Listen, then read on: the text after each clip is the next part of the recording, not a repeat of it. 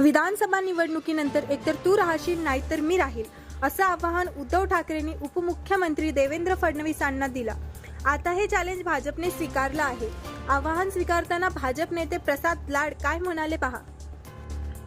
उभाटा कार्यकर्त्यांच्या मेळाव्यात आज उद्धव ठाकरेंनी जी भाषा वापरली ती भाषा महाराष्ट्राच्या संस्कृतीला आणि उद्धव ठाकरेंना स्वतः वैयक्तिक शोभत नाही हे मी फार स्पष्टपणे सांगू इच्छितो। उद्धव ठाकरे म्हणाले या तर देवेंद्र फडणवीस राहतील किंवा मी राहीन, भाजप राहील किंवा मी राहीन, आणि माननीय पंतप्रधान नरेंद्र मोदींबद्दल पण अपशब्द त्यांनी वापरले। उद्धवजी, आम्ही आपलं चॅलेंज स्वीकारलं, या तर तुम्ही राहाल किंवा आम्ही राहू। या येणाऱ्या निवडणुकीत या राज्यातली जनता तुम्हाला काय आहे ही तुमची जागा दाखवल्याशिवाय गप्प बसणार नाही।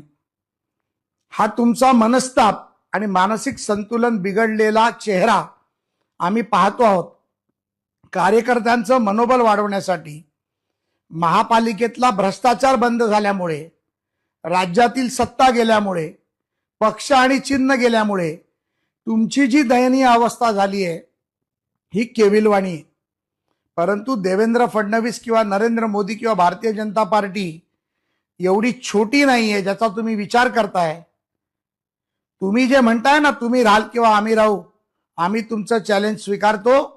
आम्ही तुम्हाला सांगतो की या नोव्हेंबर ऑक्टोबरच्या निवडणुकांनंतर या तर राज्यात तुम्ही राहाल किंवा राज्यात आम्ही राहू।